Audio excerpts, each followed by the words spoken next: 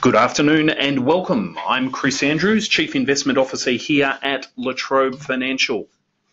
We're pleased to again welcome a large number of people from across Australia really for our quarterly investor call briefing for the fourth and final quarter of the 2015 financial year. So welcome to all. Today, our agenda, well, you've seen this before, I'm assuming. We intend to cover the following topics. First, we'll be looking, of course, as we always do, at domestic and international trends, and in particular, our much-discussed Headwinds and Tailwinds report that I know has provoked a lot of feedback from investors, so thank you for that. Secondly, we'll give an update on the La Trobe Financial Group, and we've got some special guests from La Trobe today to update us on happenings within the La Trobe Financial Group. Thirdly, we'll look at how our retail investment fund in particular has performed for investors, and we'll conclude with some questions and answers. Now, you should be able to see on your screen where you can type in questions. With the numbers we have attending today, we may not be able to get through all of the questions during this half hour. We'll answer questions on a first-come, first-served basis. If there are any questions we cannot get to for time reasons, then we undertake to follow up with you personally after the teleconference. We note that we cannot, in this forum, comment on individual assets or investments of today, but our investor sales team is, as always, standing by, ready to assist you on these matters on 1-800-818-818. So we've got plenty to get through today. We appreciate you're all on very tight time schedules, so we'll keep this presentation to half an hour maximum. So, starting, of course, with our Headwinds and Tailwinds report as we move into 2015. And this quarter, we've broken the Headwinds and Tailwinds down to three key factors each. Interestingly, our headwinds tend to the international, while the tailwinds come from domestic factors. So we'll explore each of those in turn. And we start, of course, with China. Over the last month or so, business papers have been absolutely full of reports on the collapse of the Chinese stock market. China, of course, has two main stock exchanges, one in Shanghai and one in the southern city of Shenzhen on the mainland, just across from Hong Kong there. Both have fallen sharply since their peak on the 12th of June. The Shanghai Composite Index lost 32% of its value in less than a month, while the Shenzhen bourse, typically focused on more speculative startups and the like, that's dropped 40%. Altogether, more than $3 trillion US in value has evaporated in a month. Now, that's twice the value of the Australian economy. Both markets are still more than 70% up from mid-2014, but the drop has shocked investors, it's shocked companies, it's shocked the Chinese government. Over half of the listed companies in China have at one stage or another suspended trading. That's 1,300 companies. The Chinese government has introduced a range of measures designed to support stock prices, and also, very significantly, lent $42 billion to 21 brokerages so that they could purchase blue chip stocks and support the market. There's no getting away from the feeling that the Chinese stock market has been experiencing a tremendous bubble. New investors have been racing into the market, which is always a sign of danger. Stories abound of excesses like Chinese farmers using funds that they should have used or would ordinarily have used to buy crop seed, instead ploughing into the stock market. What's more, margin lending has become increasingly popular to the extent that the Chinese government is now introducing controls and restrictions on the practice. As with all of these events, it's hard to be certain about the outcome. The average Chinese is not significantly exposed to shares, so the domestic damage, if you like, could be limited. On the other hand, of course, the increased prominence of margin debt means that this dip could hit a tipping point, which would trigger a bigger sell-off and ultimately threaten the stability of banks and brokerage firms. Ultimately, in our view, the strength and determination of the Chinese government means that we still rate the prospect of a Chinese financial crisis as very unlikely. A more tangible and for Australia far more direct issue is China's growth rate. Now, as the graph on screen shows, China's growth has been slowly stagnating for years. Although overnight we had another GDP print for China showing that GDP growth actually exceeded analysts' expectations, coming in at 7%. So that has a positive, but the underlying trend is one of decline. What's more, and particularly in the context of the overnight print, there's been a discussion about the reliability of these GDP stats, which are produced very quickly indeed. And the question is, of course, asked how reliable it can be to gather statistics so quickly from such a vast and far-flung country as China. We have some research houses publishing alternative reports suggesting that the real growth rate is lower, and there's a lot of discussion around that point.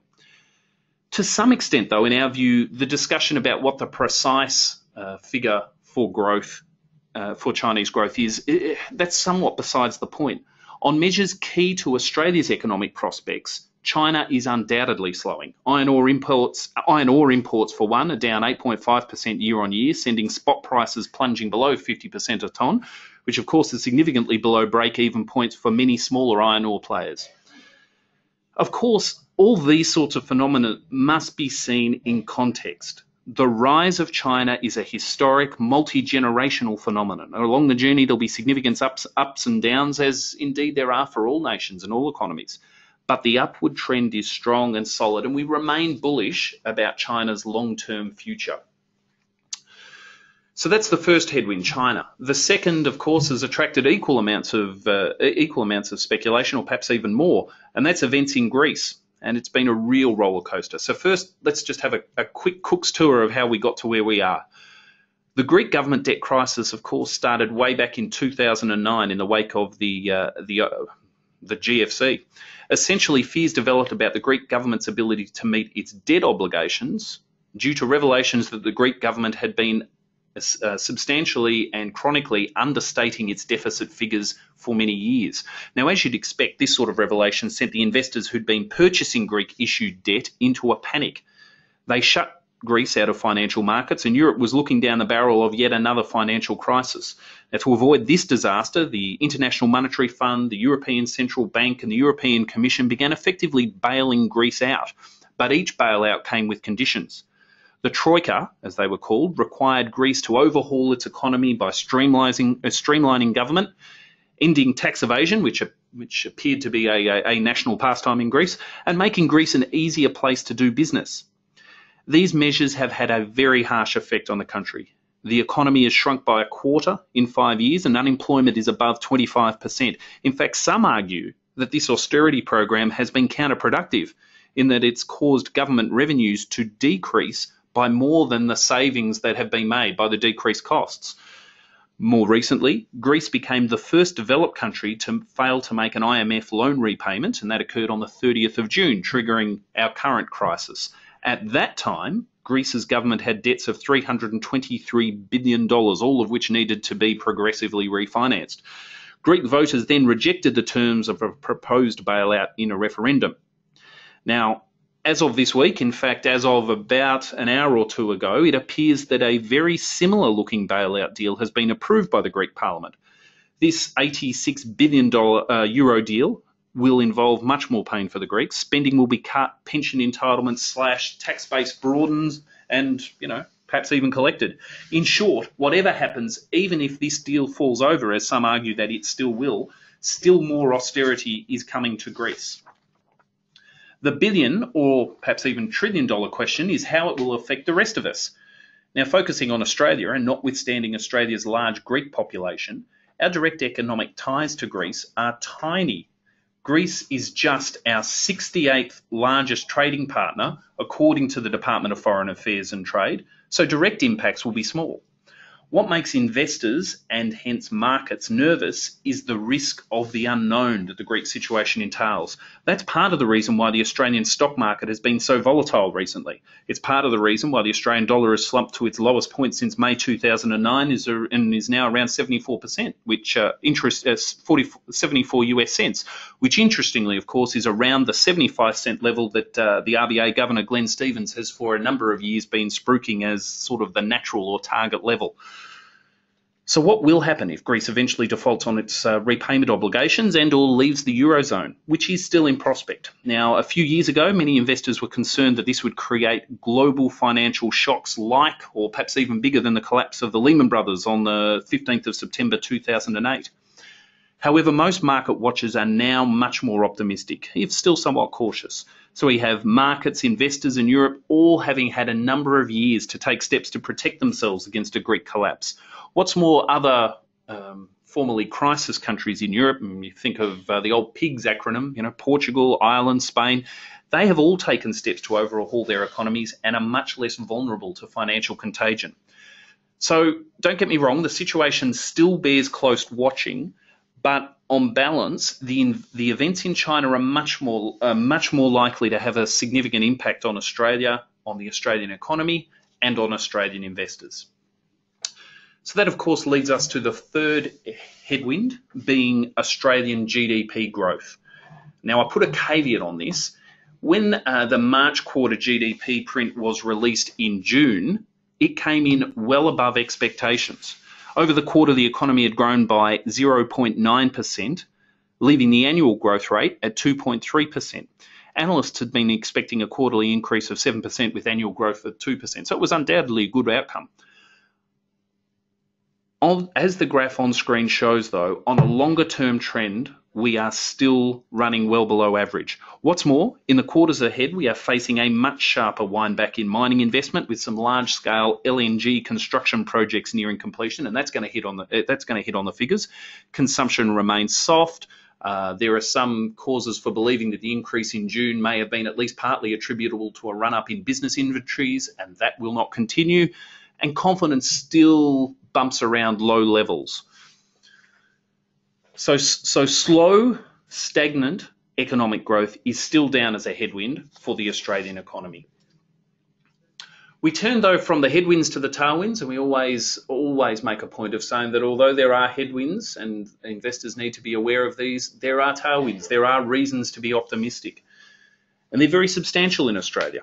When it comes to inflation, the Reserve Bank's preferred measure, underlying inflation, is running at levels at the lower end of its target range. The key economic objective of price stability, which sometimes gets lost in more recent years, is by all accepted measures well and truly in hand.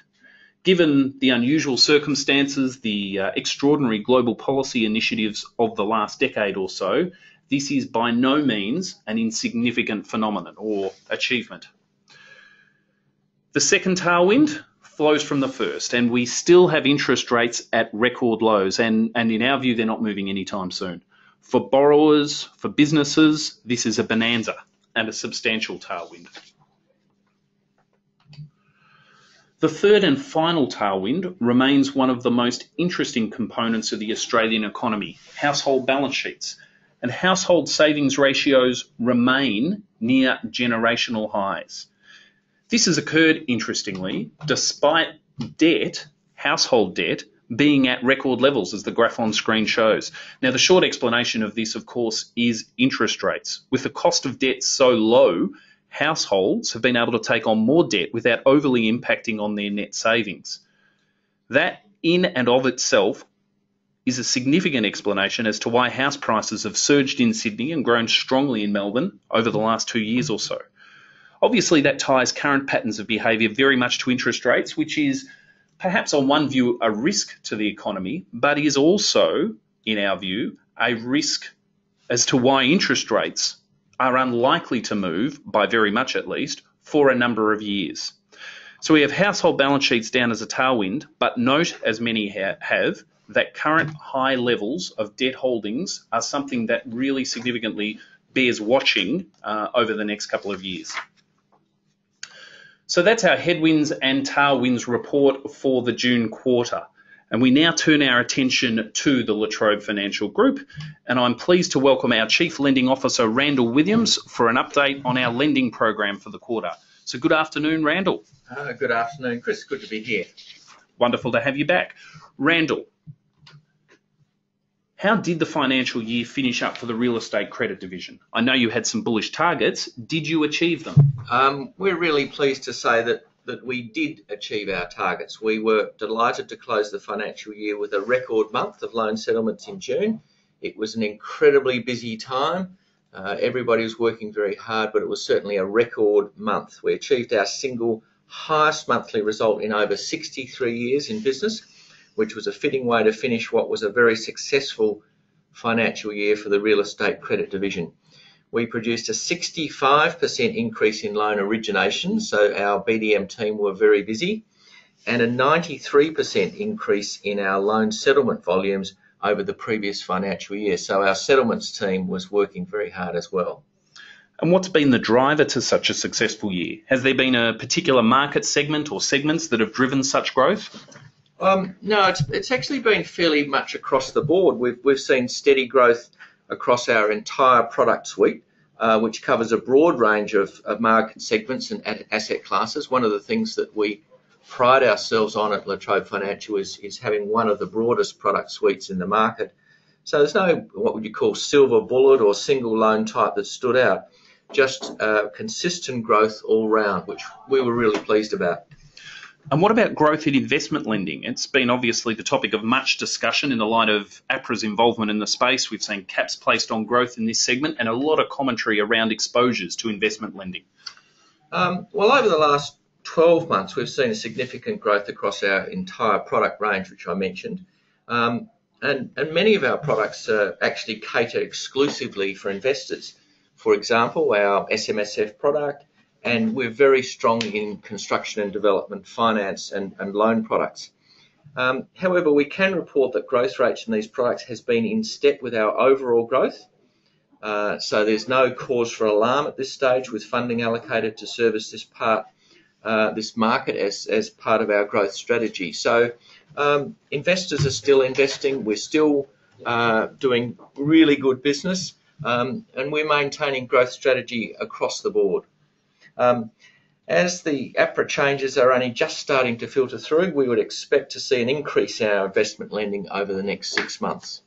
So do you anticipate with the banks tightening their policies that there'll be a shift in funding towards the non-majors? Yeah, absolutely. With the banks tightening up, we'd expect to see a move to non-banks. While La Trobe Financial is not changing its policies with regard to investor borrowers, we have a very broad product range and will remain a very flexible option for investor borrowers. In particular, we'll continue with our solution-oriented approach, which involves working closely with the broker in particular. So we're going to be doing a lot of work with the brokers, maintaining our exposure to investor borrowers. We sort of see this really as business as usual. Our whole sort of reason for being, or raison d'etre if you like, since we began 63 years ago, is to service those borrowers who are underserviced by the banks.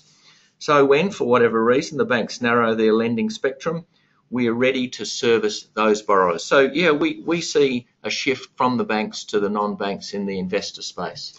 So what does all of that, just focusing in on mortgage brokers in particular, and I'm thinking of those with a large investor client base, what does all of this mean for them? Well, if you look at it from APRA's point of view, from a prudential point of view, APRA only affects the banks and other regulated approved deposit-taking institution. So this move by APRA will possibly affect mortgage brokers who deal mainly through these institutions. In other words, the institutions regulated by APRA. This will probably present an opportunity for these brokers to explore the product range of non-bank lenders and other real estate credit specialists like La Trobe Financial. We'd expect these brokers to be pleasantly surprised by our extensive product range, and they'll find that we still cater for investor borrowers. So what you'll see is you'll probably see a move from banks to non-banks because of APRA, and you'll still see La Trobe Financial active in catering for investor borrowers and their brokers. So is this new tighter lending environment, is it a temporary change? Is it the new normal? Has the paradigm shifted, as they say? I don't think the paradigm's shifted. La Trobe Financial's been around for 63 years. We've seen cycles come and go.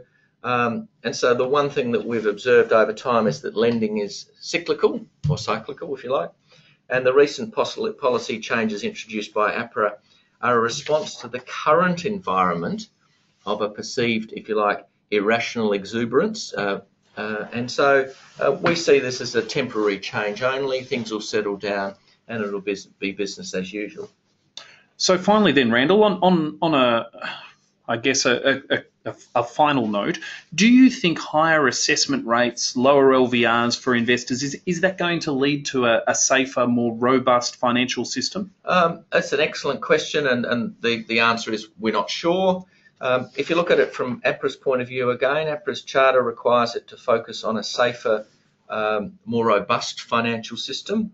Curbing excess at the margin is part of that process for APRA. It's part of its job, but only insofar as regulated ADIs are involved. There's a risk that excesses may be pushed into the non-regulated non-bank sector, which could have a broader impact on the broader financial system, but we're acutely aware of that. So we at La Trobe Financial, having regard to the moves by APRA and perhaps the moves to the non-bank lenders, we'll be absolutely maintaining our usual prudent, measured lending practices, and servicing all borrowers and their brokers in the same way that we've done for the last 63 years, which is providing exceptional service. Wonderful. Look, thanks for your time and your assistance there, Randall. I may also ask your indulgence here. As you're aware, Randall, our Chief Wealth Management Officer, Martin Barry, was going to join us to update us on La Trobe Financial Capital Markets Program, Debt Markets Program. Martin's been called away into some urgent meetings, and so you being intimately involved in our capital market programs, I wonder if you could step in and answer a few questions about how things have gone. It has been obviously a very successful quarter on the debt capital markets business, and perhaps you could update us on what's happened over the last quarter or so. Yeah, okay. I'm happy to step in for Martin. I know he's busy and was called away, and so I'm happy to fill in for him, give a bit of background. I'm not as experienced as Martin. He's a real securitisation specialist, but I'll help out. Just to recap, RMBS are investment securities made up of underlying residential mortgages and have been used by institutional investors to gain access to mortgage credit. Increasingly, I think we're seeing RMBS form part of broader fixed income portfolios. We would expect this trend to continue. Now, in early June of this year, La Trobe Financial completed its first public RMBS, being a $250 million securitisation. So these were loans that we'd originated and we've securitised them in our first public offering. This RMBS offering was rated AAA by S&P and Fitch, involved a series of 20 or so one-on-one investor meetings. So Martin and his team were incredibly busy on those one-on-one investor meetings and resulted in 8 domestic and international investors participating in the final offer. So very busy time. We got 8 really significant investors investing in our RMBS program. Interesting, Randall. So it sounds very much like that RMBS program. It was well received, clearly. Overall, a great success. Yeah, we were really pleased with the way it had gone. The investors were keen to hear, in fact, the La Trobe Financial story. A long history, conservative mortgage underwriting, experienced team, strong performance over the years, and basic, very strong underlying financial strength. This resulted in a strong demand for our RMBS offering and was very good endorsement for the La Trobe Financial model and also the La Trobe Financial story. Remember, this was our first public offering, and so we were really pleased to tell our story, and that was really well received. Interesting. So looking ahead then, what future RMBS plans does the La Trobe Financial Group have? Well, that's a good question. We use 3 main sources to fund our mortgages. So we've got institutional funding, we've got our mortgage fund, and Chris being the expert of our mortgage fund, that's a very significant part of our business. And now we've got RMBS, so 3 different and separate funding models. So we've got a very diverse funding model that allows us to manage our funding risk. RMBS is very complementary to the 2 other funding sources, and we see it as a great tool to limiting funding concentration. So I think Martin would probably say that we're likely to be a regular issue of RMBS, but not too frequently. So regular, but not too frequently, or in amounts that would skew our funding profile and create unnecessary risks. So we'd like to balance our three funding sources. But I think Martin would say we'd expect to come to the market sort of once a year.